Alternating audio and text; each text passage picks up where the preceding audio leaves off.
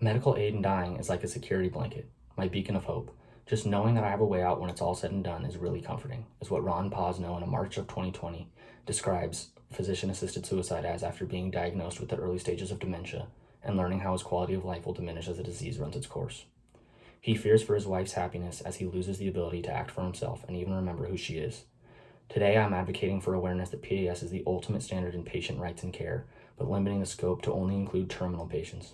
Offering access to PAS for terminally ill patients increases their quality of life during their final weeks, ensures complete autonomy throughout treatment, and necessary safeguards in place protect members of communities who are at risk of opting for extreme, potentially more dangerous methods.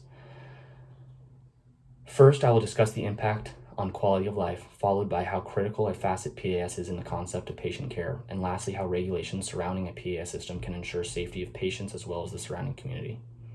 Now let's begin with the benefits surrounding quality of life PAS has to offer.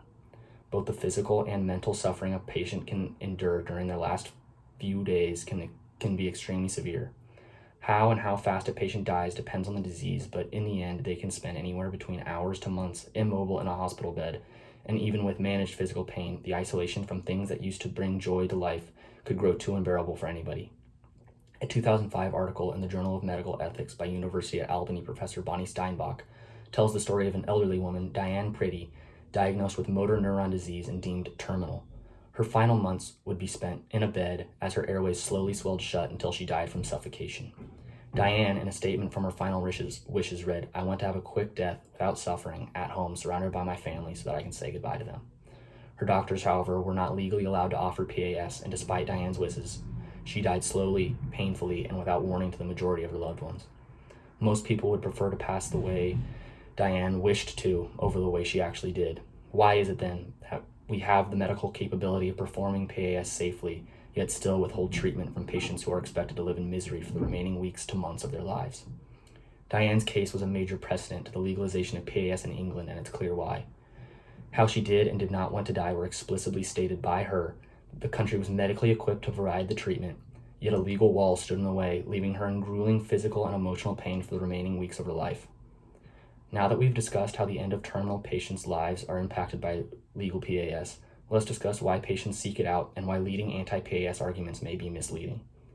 Doctors are trained to heal, and lead arguments against PAS fear that they won't be able to completely be neutral when discussing PAS options with different individual cases. In the Journal of General Internal Medicine, D.P. Solmacy, in a 2020 article, discusses fears that PAS will be disproportionately assigned to people with physical and mental ailments.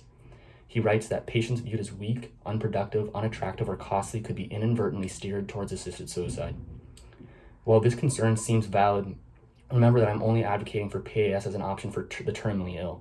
So if these people are already miserable, the addition of the pain and isolation their disease is bound to bring will only compound their struggles, and PAS is a safe, regulated way to avoid that.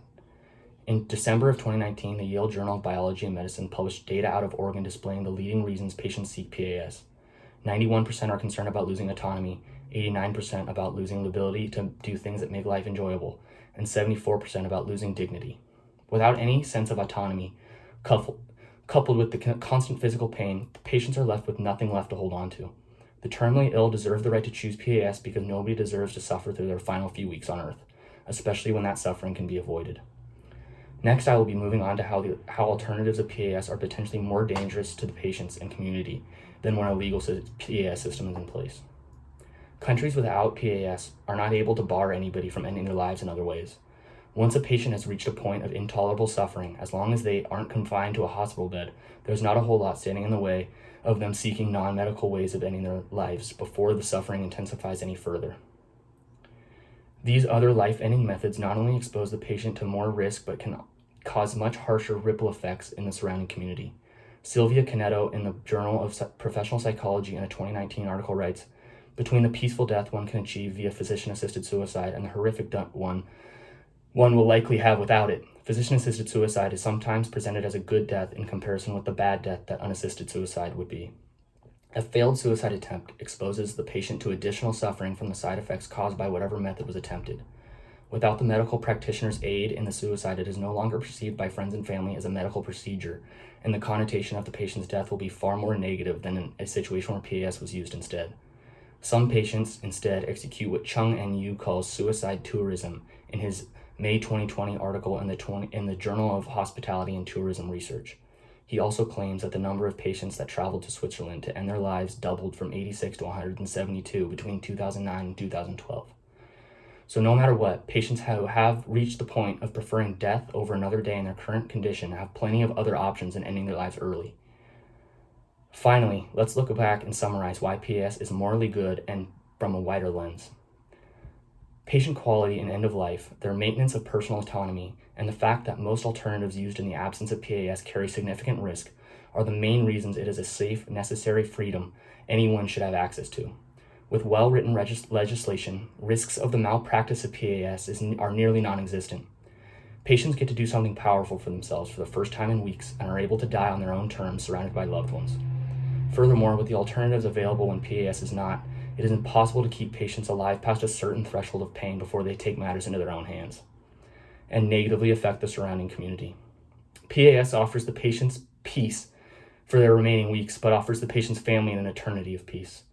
Knowing that their loved one did not suffer alleviates their constant worry of will today be the day. Thank you.